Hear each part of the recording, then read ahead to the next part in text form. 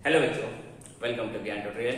आज आपके 12th class की फिजिक्स का लेक्चर लेने जा रहे हैं, जिसमें पिछला लेक्चर हमने एनसीईआरटी के एक्सरसाइज का डाला था। इलेक्ट्रिक चार्ज एंड फील्ड में उसके लगभग 6 क्वेश्चन डाले थे। अब उसी को आगे कंटिन्यू किया जा रहा है, 6 के आगे डाले जाएंगे। एनसीईआरटी के टॉपिक अलग चलते रहेंगे, जो एक्सरसाइज सॉल्व कराई जाएगी। चैप्टर अलग पढ़ाया जाएगा, जिसमें डेरिवेशन इंपॉर्टेंट हुई या उसके बारे में चैप्टर के बारे में बताना है क्या है, उसका टॉपिक अलग चलता रहेगा। एक्सरसाइज की अलग सॉल्व कराई जाएगी। तो 7 नंबर क्वेश्चन देखा जाए कि क्या है। Question number 7। क्वेश्चन नंबर 7 में क्या है? थ्योरेटिकल क्वेश्चन है। देखिए क्वेश्चन क्या है ये। An electrostatic field line is a continuous curve, that is a field line can not have sudden breaks, why not? फिर सेकंड पार्ट इसका है, explain why two field lines never cross each other at any point। तो सबसे पहले हमें ये कहा गया है पहले क्वेश्चन में कि कोई लाइन जो है बीच में ब्रेक क्यों नहीं होती है, एक बैक से ब्रेक क्यों नहीं होती है। उसकी थ्योरेटिकल पार्ट अगर लिखा जाए तो हम लोगों ने इलेक्ट्रिक फील्ड के बारे में पढ़ा था। इलेक्ट्रिक फील्ड के बारे में हमने आपको बताया था कि अगर प्लस क्यू है तो टेस्ट चार्ज अगर किसी पोजीशन से भी आता है, चाहे यहां से आए, चाहे यहां से आए, चाहे यहां से आए, test charge is always positive charge, ये हमेशा पॉजिटिव चार्ज माना जाता है। तो ये इसको लाइन जो बनती है वो इसी की अकॉर्डिंग बनती है। ये इसको जिस पोजीशन से आता है इसको वो रेपल करता है, क्योंकि पॉजिटिव है, पॉजिटिव को रेपल करेगा।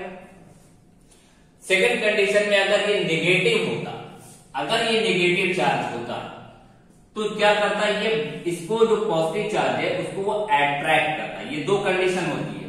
रेपल की कंडीशन कब होती है? जब पॉजिटिव मिल जाते हैं, यानी टेस्ट चार्ज पॉजिटिव है और ये भी पॉजिटिव होता है तो उसको रेपल करता है। लेकिन निगेटिव चार्ज इस टेस्ट चार्ज को अपनी ओर अट्रैक्ट करता है। अब इसकी फील्ड बनी कैसे? अब इसकी फील्ड बनी एक पॉजिटिव टू एक निगेटिव, यानी यहां पॉजिटिव चार्ज है हमने और यहां पे हमने नेगेटिव चार्ज देखा। कोई भी फील्ड बनेगी, अब इसकी थोड़ी क्या है वो हम बताते हैं। कोई भी फील्ड बनेगी तो वो क्या बनेगी, कहीं भी टेस्ट चार्ज रखा जाएगा, उसको रेपल करते हुए यहां तक पहुंचाएगा। जिस पोजीशन में यहां पहुंचा रहा है उसी पोजीशन में यहां पहुंचाएगा। अगर यहां पर रखा जाए वो ऐसे जाएगा, ये इसकी पोजीशन में जाएगा, यानी पैराबोलिक शेप बनाती चलती है। इसीलिए कहते हैं इलेक्ट्रिक फील्ड जो बनती है वो पैराबोलिक शेप बनती है, ऐसे बनती जाती है जहां तक इसकी पावर चार्ज की होती है। ये इसकी पूरी फील्ड बनती चली जाती है, ये हमने इसकी फील्ड बना दी। अब है क्या, डायरेक्शन भी देखा होगा कि पॉजिटिव टू नेगेटिव दिखाया जाता है। यदि टेस्ट चार्ज को पॉजिटिव से रखा गया तो पॉजिटिव से नेगेटिव की ओर जा रहा है। तो जैसे जैसे चार्ज ये 0 बीच में क्यों नहीं होता, एक बैक से ये ब्रेक क्यों नहीं होती, इसकी कंडीशन क्या है कि जैसे जैसे चार्ज इस टेस्ट चार्ज इस पॉजिटिव चार्ज से दूर होता जाता है, वैसे जैसे जैसे इसका डिस्टेंस बढ़ता जाता है इसके बीच का फोर्स कम होता जाता है। यानी फोर्स एक बैक से 0 नहीं हो सकता, एक बैक से खत्म नहीं हो सकता। जहां पे एकदम से अगर खत्म होगा चार्ज फोर्स, वहां पे लाइन ब्रेक होनी चाहिए। तो ये एक में लगातार इसके बीच का डिस्टेंस जो है बढ़ता जाता है। जैसे जैसे डिस्टेंस बढ़ता जाता है फोर्स कम होने लगता है। तो ये करते करते ये लाइन बनती है। यही वजह है कि आगे के जो चार्ज निकलते हैं जो दूर से होते हैं, जब ज्यादा कंडीशन बढ़ जाती है तो आगे जाके लाइन नहीं बना पाते। तो इसकी एक फील्ड बन पाती है, वो चार्ज पे डिपेंडेंट होती है। जितना ज्यादा चार्ज होगा उसके अकॉर्डिंग इसकी उतनी बड़ी फील्ड बनेगी। अगर ये मैक्सिमम चार्ज बढ़ता, जितना चार्ज बढ़ाते जाओगे, डेफिनेशन ही पढ़ी हम लोगों ने, F directly proportional Q1 Q2। जितना ज्यादा इसका आप चार्ज बढ़ाते जाओगे फोर्स उतना बड़ा होता जाएगा। जितना फोर्स बढ़ेगा यानी इलेक्ट्रिक फील्ड उतनी बड़ी होती जाएगी। और जितना ये चार्ज छोटा होगा उतनी ही इलेक्ट्रिक फील्ड इसकी छोटी होगी, क्योंकि आगे जाके ये अपने अपने रुक जाएगा। यानी यहां से चार्ज नहीं बढ़ पाएगा और यहां पे भी नहीं पहुंच पाएगा, तो इसकी फील्ड रुक जाएगी। तो ये इलेक्ट्रिक फील्ड बन जाती है। तो एकदम से ब्रेक नहीं हो सकती, क्योंकि जैसे जैसे दूरी बढ़ती जाती है एक थोड़ा थोड़ा फोर्स कम होने लगता है, यानी रेपल होने लगता है और ये फील्ड कम होने लगती है। ठीक है। दूसरे में 0 होने के कहा गया क्रॉस सेक्शन, क्रॉस के बारे में कहा गया। क्रॉस क्यों नहीं करती? क्रॉस कैसे नहीं करती कि हर लाइन एक अपना अलग सा फोर्स बनाती है। ये वाला मैक्सिमम फोर्स ये सबसे जितना करीब होगा वो सबसे ज्यादा फोर्स होगा। जैसे जैसे ये लाइन ऊपर होती जा रही है इसका फोर्स उतना कम होता जा रहा है।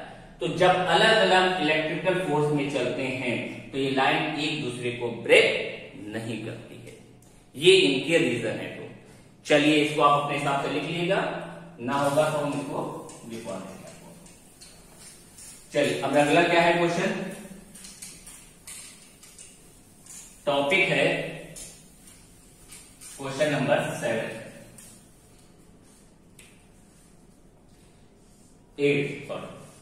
8 में कहा गया है, देखिए 2 point charges QA plus 3 microcoulomb and QB minus 3 microcoulomb are located 20 centimeter apart in vacuum. Find the electric field at the midpoint O of a line AB joining the two charges. Second part is that if a negative test charge is magnitude 1.5 into 10 to the power minus 9 coulomb is placed at the center. Find the force experienced by the test charge. अच्छा, अब इसमें हमें आपके दो charge दिए गए हैं, QA दे रखा है, QB दे रखा है, उनके बीच का डिस्टेंस दे रखा है। और पहले में कहा गया है कि मिड पॉइंट पे इसकी इलेक्ट्रिक फील्ड क्या होगी, पहले इलेक्ट्रिक फील्ड निकालनी है। फिर कहा गया है जो मिड पॉइंट पे चार्ज है अगर वो हमारा 1.5 into 10 to the power minus 19 coulomb है, तब उस समय इसका फोर्स कितना होगा। यानी यहां पे हमने और इस पॉइंट पे दो चार्ज रखे हैं। एक चार्ज दिया गया है हमारा 3 माइक्रोकूलम, QA जो है प्लस का 3 माइक्रोकूलम, QA प्लस का 3 माइक्रोकूलम एंड QB जो है माइनस का 3 माइक्रोकूलम। इसके मिड पॉइंट, इसकी पूरी दूरी जो दे रखा है, पूरा डिस्टेंस जो दे रखा है इसका, वो आपका है 20 सेंटीमीटर। इसके मिड पॉइंट है, हमने इसको A पॉइंट माना है, ये B माना है, इसके मिड पॉइंट पे यानी यहां बीच में आ जाए तो यहां से हम 10 सेंटीमीटर आ गए, इधर से भी हम 10 सेंटीमीटर आ गए। कंडीशन को समझिएगा, इस मिड पॉइंट पे हमारा कोई टेस्ट चार्ज रखा गया है, Q0 है। अब इसकी वैल्यू दी गई, वो फोर्स के लिए लिखिए। तो इसका इलेक्ट्रिकल फील्ड यहाँ पे, इंटेंसिटी ऑफ इलेक्ट्रिक फील्ड यहाँ पे इसकी कितनी होगी हमें वो बताना है। ठीक है, वो कैसे पता लगेगा? तो सबसे पहले पॉजिटिव चार्ज को इसका पॉजिटिव से लिखो, QA से Q0 में अगर ये दोनों पॉजिटिव हैं तो इलेक्ट्रिकल फील्ड जो होगी, इंटेंसिटी जो होगी वो बाहर बनेगी, इस साइड बनेगी। और नेगेटिव चार्ज -3 माइक्रोकूलम है और टेस्ट चार्ज है, इसकी फील्ड भी इसी डायरेक्शन में बनेगी। यानी दोनों का डायरेक्शन सेम है। तो हम कह सकते हैं कि अगर हमारे सेंटर पे अगर हमें इलेक्ट्रिक फील्ड निकालनी है तो ये होगा EA plus EB, same direction में EA प्लस EB। हमेशा याद रखना, अगर दो चार्ज दिए गए हैं, एक पॉजिटिव दिया गया है और एक निगेटिव दिया गया है, और उनके बीच में कहीं अगर इंटेंसिटी ऑफ इलेक्ट्रिक फील्ड पूछी जाती है तो वो हमेशा ऐड होगी, क्योंकि टेस्ट चार्ज जब रखते हैं तो पॉजिटिव चार्ज से वो रेपेल करता है, नेगेटिव चार्ज से अटैक होता है। तो दोनों का डायरेक्शन जब सेम हो जाएगा तब हम प्लस का साइन करेंगे। अगर ये डायरेक्शन अपोजिट हो जाता है, सपोज दैट ये भी पॉजिटिव होता है, ये भी पॉजिटिव होता, तो रेपेल कंडीशन बनती है, ये इसको इधर रेपेल करता है, ये इसको इधर रेपेल करता है। यानी डायरेक्शन अगर इनका उल्टा हो गया होता तो यहाँ पे माइनस लगाते, जो इस साइड बन रहा होता उसको प्लस में लिखते, जो इस साइड बन रहा होता उसको माइनस में लिखते। ठीक, चलिए आप यहाँ पे किया जाए, कैसे किया जाएगा, EA निकाले, EA का पहले वैल्यू क्या क्या दी गई है, पहले उनको नोट कर लीजिए। QA दे रखा है, EA पहले EA का फॉर्मूला होता है कि QA अपॉन में OA का स्क्वायर, QA अपॉन में OA का स्क्वायर, डाइलेक्ट्रिक फील्ड का फॉर्मूला ये होता है। अब QA हमें दे रखा है 3 into 10 की पावर -6 और OA की दूरी दे रखी है 10 सेंटीमीटर, जिसको हम लिख सकते हैं 10 इंटू 10⁻² मीटर, यानी कि 10⁻⁻1 मीटर। अब अगर इसका EA सॉल्व करें तो आ जाएगा 9 इंटू 10⁹, इसकी की वैल्यू 9 इंटू 10⁹, QA है 3 इंटू 10⁻⁻6 और ये है 10⁻⁻1 का स्क्वायर। सॉल्व किया गया 27 इंटू 10⁻⁹ प्लस 2, 27 इंटू 10 कितना बन गया ये 11 में से 5, 27 यानी 2.7 इंटू 10⁶ भी लिख सकते हैं न्यूटन पर कूलम। ये हमारा पहला आ गया जिसको हम लोगों ने EA निकाला है। इसी तरह EB, अगर EB का फॉर्मूला देखो तो EB इसको हो जाएगा KQB, इस साइड से QB अपॉन में OB का स्क्वायर। अब QB भी हमारे पास वही है 3 into 10⁻⁻6 coulomb, minus plus sign को हम नहीं लिखते हैं, और OB दे रखा है OB कितना है 10 सेंटीमीटर, फिर से चेंज किया तो 10⁻⁻1 मीटर आएगा। तो इसका EB आ गया, EB के QB अपॉन में OB का स्क्वायर, सेम चीज है, सब सेम है, पूरी वैल्यू सेम है, तो इसका भी आंसर आ जाएगा 2.7 इंटू 10⁶ न्यूटन पर कूलम। ये दोनों है। इसका सेंटर पे हमने क्या लिखा है, सेंटर पे इसके मिड लाइन के बीच में मिड पॉइंट है, इसको मिड मिलते हैं, मिड पॉइंट मालूम दे रहे हैं, मिड पॉइंट पे अगर निकाला जा रहा है, मिड लिखो सेंटर लिखो, तो इसका हो जाएगा EA है 2.7 इंटू 10⁶ प्लस 2.7 इंटू 10⁶, दोनों को ऐड कर दिया, EA की वैल्यू भी एंड AB की वैल्यू, तो ये आ गया 5.4 इंटू 10⁶ न्यूटन पर कूलम। ये हमारा आ गया मिड पॉइंट पे electric field, intensity of electric field. ठीक है, अब हमें निकालना क्या है, अब निकालना है फोर्स। ये पहली कंडीशन निकल गई। सेकंड कंडीशन में हमसे ये कहा गया है कि अगर टेस्ट चार्ज, जो ये टेस्ट चार्ज है, इसकी वैल्यू दी गई है 1.5 इंटू 10⁻⁹ कूलम, ये QB हमारे पास 1.5 इंटू 10⁻⁹ कूलम हो, तब इसके ऊपर कितना फोर्स लग रहा है, यानी मिड पॉइंट पे फोर्स कितना है, तो F equals to, F mid भी कह लो तब भी चलेगा, मीडियम का, सेंटर का, और यहां पे Q0, F equals to Q0 E medium. ठीक है, यानी मीडियम। अब मीडियम में यहां पे मिड पॉइंट पे, सॉरी मिड पॉइंट पे हमें अगर निकालना है तो यहां पे आ गया 1.5 इंटू 10⁻⁹ और इसकी वैल्यू निकाल चुके हैं 5.4। इसको नोट करिए तो पहले से कर देते हैं, इधर पॉज करके नोट करिए, इसको रफ कर देते हैं। अब अगर हमें सेकेंड पार्ट में फोर्स निकालना है, F फाइंड करना है, सेंटर पे F फाइंड करना है या मिड पॉइंट पे निकालना है, तो लिखेंगे Q0 E जो निकाला है सेंटर पे या मिड पॉइंट पे, तो इसकी वैल्यू है 1.5 इंटू 10⁻⁹, और मीडियम में जो इसकी मिड पॉइंट पे जिसकी वैल्यू निकाली है वो 5.4 इंटू 10⁶। इन दोनों का मल्टीप्लाई कीजिए तो आंसर आ जाएगा 8.1 इंटू 10⁻3 न्यूटन। ये इसका आंसर आ जाएगा। क्लियर? चलिए नोट करिएगा, ये आपका 8th नंबर क्वेश्चन हो गया। 9th देखिए,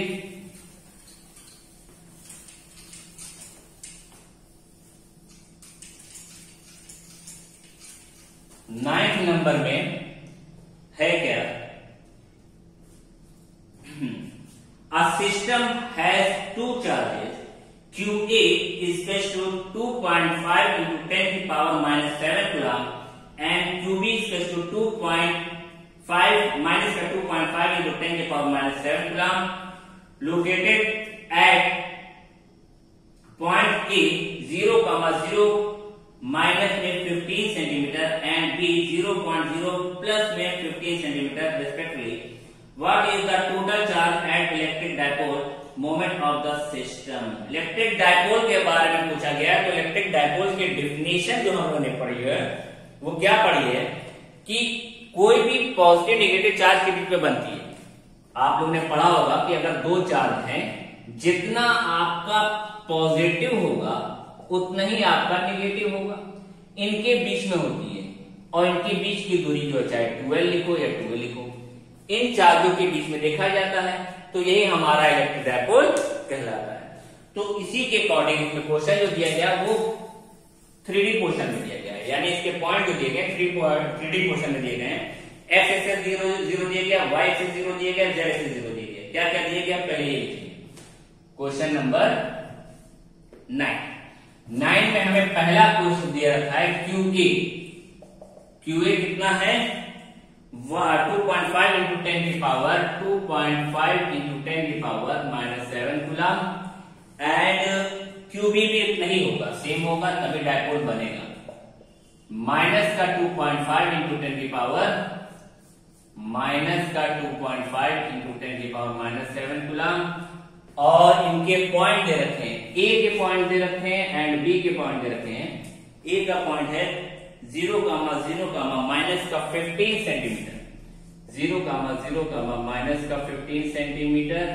बी का पॉइंट दे रखा है 0,0 प्लस का 15 सेंटीमीटर, यानी एक्स एक्सिस 0 है, वाई एक्सिस 0 है, सिर्फ जेड एक्सिस में मिलने पॉइंट, और तब इसका हमें डायपोल को टोटल चार्ज भी बताना है और डायपोल भी देखना है। तो अगर हमसे टोटल चार्ज पूछ रहा है, पहले इसका फिगर देख लो। मान लिया हमने इधर इसका एक्स एक्सिस बनाया, जैसे बनता है, ये इसका वाई एक्सिस बना दिया, जेड एक्सिस इधर बना दिए, जेड एक्सिस बन गया। तो जेड के एक्सिस पे ही देखना है, ये इधर बन जाएगा, जेड के इधर पार्ट में चले जाते हैं, ठीक, जेड के इधर पार्ट में चले गए। यहां पे जो इनके पॉइंट दिए गए, ए का पॉइंट दिया गया नेगेटिव में, ए पॉइंट लिया यहां पे 0,0, माइनस का 15 सेंटीमीटर। यहां पे क्यूए हमें दे रखा है कितना 2.5 इंटू 10 की पावर -7 कूलम, और दूसरा बी पॉइंट यहां पे है, पॉजिटिव में लिया गया है 0,0, 15 सेंटीमीटर प्लस का, और यहां पे क्यूबी है, वो भी आपको कितना है क्यूबी, वो आपका 2.5 इंटू 10 की पावर माइनस का 2.5 इंटू 10 की पावर -7 कूलम। यानी यहां से यहां तक की दूरी, इधर की दूरी भी आपकी 15 सेंटीमीटर हो गई, इधर की दूरी भी आपकी 15 सेंटीमीटर हो गई, टोटल दूरी 12 हो गई, वो 30 सेंटीमीटर हो गई। पहली चीज, तो पहले टोटल चार्ज पूछ गए। नंबर 1 पे पहले हम टोटल चार्ज की बात करें। टोटल चार्ज क्या होगा, तो क्यूए प्लस क्यूबी दोनों को ऐड किया जाएगा। 2.5 इंटू 10 की पावर -7 कूलम, ए है ये माइनस का हो गया, 2.5 इंटू 10 की पावर -7 कूलम, यानी 0 हो गया, टोटल चार्ज इसका 0 हो गया। अब डायपोल निकालना है, तो डायपोल की डेफिनेशन होती है P = Q × 2L। चाहे QA लिखो या QB लिखो, कोई भी एक चार्ज और इनके बीच की दूरी, यानी टोटल दूरी, जिसके शॉर्ट एडिशन होते हैं शुरू करते हैं, यानी इसका QA हमारा है 2.5 इंटू 10 की पावर -7 कूलम, एंड 2L दे रखा है टोटल दूरी, यहां से यहां तक की दूरी को हम AB की डिस्टेंस को ही कहते हैं, वो है हमारे पास 15 centimetre plus 15 centimetre, total 30 centimetre, यानी 3 इंटू 10 की पावर -1 भी कह सकते हैं, 30 इंटू 10 की पावर -2 मीटर, या 0.3 कह लो, या 3 इंटू 10 की 0.3 कह सकते हैं मीटर। ये आ गया हमारा। तो P निकालना है, तो P स्पेशल हो जाएगा Q इंटू 2L। QA है 2.5 इंटू 10 की पावर -7, ये है 0.3, मल्टीप्लाई किया 0.75 इंटू 10 की पावर माइनस 7 या 7.5 इंटू 10 की पावर माइनस 8 क्या कूलाम मीटर यूनिट। ये इसका आंसर आ गया। ठीक है, ये भी लिख सकते हैं और ये भी लिख सकते हैं, जो भी बुक में आपने आंसर लिखा हो। ये आपका 9th नंबर क्वेश्चन हो गया। ठीक, अब नेक्स्ट क्वेश्चन क्या है? नेक्स्ट क्वेश्चन देखा जाए। नेक्स्ट क्वेश्चन है इजी क्वेश्चन है, बहुत इजी क्वेश्चन है, आपका टॉर्क के ऊपर पूछा गया है। चलिए पहले इसको नोट कर लिए।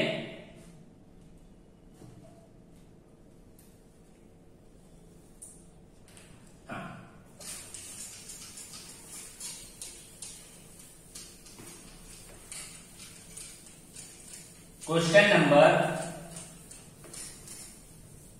नंबर 10 देखिए। क्वेश्चन नंबर 10 में दे रखा है हमें डायपोल मोमेंट हमें दे रखा है 4 इंटू 10 की पावर माइनस 9 कूलम मीटर और उनके बीच में जो एंगल बनता है वो 30 degree. Direction electric field magnitude दे रखा है हमें 5 इंटू 10 की पावर 4 न्यूटन पर coulomb. Calculate the magnitude of the torque acting on the dipole. यानी हमें जो दे रखा है, पहले दे रखा है डायपोल P है 4 इंटू 10 की power minus 9 coulomb. 10th number में 4 इंटू 10 की power minus 9 coulomb. And theta दे रखा है 30 डिग्री का एंगल दे रखा है और मैग्नीट्यूड दे रहा है इलेक्ट्रिक फील्ड का मैग्नीट्यूड यानी इंटेंसिटी ऑफ इलेक्ट्रिक फील्ड दे रखी है E 5 इंटू 10 की पावर 4 न्यूटन पर कूलम और निकालना है हमें टॉर्क, हिंदी में बलाघूम। तो torque is to PE sine theta. P की वैल्यू 4 इंटू 10 की पावर माइनस 9, E की वैल्यू 5 इंटू 10 की पावर 4 साइन 30 का मान होता है 1/2। ये हो गया 20 इंटू 10 की पावर माइनस 5 को ऐड करने पे और ये 1/2 यानी 10 से कट गया। 10 इंटू 10 की पावर माइनस 5 या 1 इंटू 10 की power minus 4 newton metre. Unit torque की न्यूटन मीटर। ये इसका आंसर हो गया। ठीक है, सिंपल था। चलिए नेक्स्ट क्वेश्चन देखिए। नेक्स्ट क्वेश्चन क्या है? A polythene piece rubber with wool is found have a negative charge of 3.2 into 10 की पावर माइनस 7 coulomb. Estimate the number of electron transfer. कितने इलेक्ट्रॉन ट्रांसफर हुआ ये बताना है। इज देयर इस transfer of mass from wool to polythene और कितने मास का जो है इसमें बना वो हमें बताना है। यानी सिंपल सा Q इज टू एनी वाला फॉर्मूला है। हमें चार्ज दे रखा है, उससे पहले हमें कितने इलेक्ट्रॉन जो है रब करने पे यानी पॉलीथीन से जब वुल पे रब किया तो कितने ट्रांसफर हुए हैं उन इलेक्ट्रॉनों के नंबर बताने हैं और उसके बाद हमें बताना है कितने मास का इफेक्ट पड़ा वो मास में बताना है। तो चार्ज में है Q इक्वल दे रखा है 3.2 इंटू 10 की पावर माइनस 7 कूलम और इस पे हमें N फाइंड करना है। N फाइंड करना है और M मास निकालना है। नंबर 1 पे ये, नंबर 2 पे ये निकालना है। N निकालना है तो N का formula N equal to Q upon E लगा देना। E की वैल्यू होती है 1.6 इंटू 10 की पावर माइनस 19 कूलम यानी 3.2 इंटू 10 की पावर माइनस 7 1.6 इंटू 10 की पावर माइनस 19। सॉल्व किया तो ये कट गया 2 टाइम्स में 2 इंटू 10 की पावर माइनस 7 प्लस 19 यानी 2 इंटू 10 की पावर 12। ये नंबर ऑफ इलेक्ट्रॉन, इतने इलेक्ट्रॉन ट्रांसफर हुए। अब मास ट्रांसफर पूछेगा कितने मास ट्रांसफर हुए हैं तो मास ट्रांसफर के लिए m is to mass of electron into number of electron. जितने मास ट्रांसफर होंगे उनके लिए mass of electron space into number of electron. Mass of electron हम लोग 9.1 भी लेते हैं, 9 भी लेते हैं, जो वैल्यू दी जाए।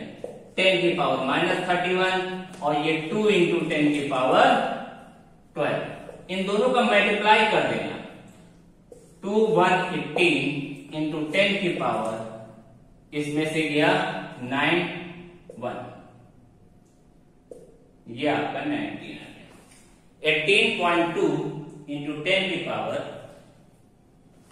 19 केजी ऐसे भी, या 1.82 इंटू 10 की पावर -18 केजी भी सकते हैं। ये इनके दोनों आंसर हो गए। 11 नंबर क्वेश्चन ये हो गया। ठीक है, अब इसके आगे आपका हम नेक्स्ट लेक्चर में 12th से शुरू करेंगे। अच्छे अच्छे क्वेश्चन अभी आगे हैं, नोट किए। हाँ, इसको नोट करिएगा। अब इसके आगे हम जो है आपके क्वेश्चन जो भी होंगे 12 से नेक्स्ट लेक्चर में डालेंगे। 12 से लेकर इसे कराते धीरे धीरे करा के आपको बता देंगे। तो आप इसकी प्रैक्टिस करते रहिए, और बाकी चैप्टर जो पढ़ेंगे, पुराने लेक्चर भी पढ़े चाहे तो देख सकते हैं आप, उसके नए लेक्चर भी बना के इसके डाले जाएंगे कि किसके डायरेक्शन इंपॉर्टेंट है, कैसे की जाती है, सारे चैप्टर पढ़ाया जाएगा। ओके, तो फिर थैंक यू।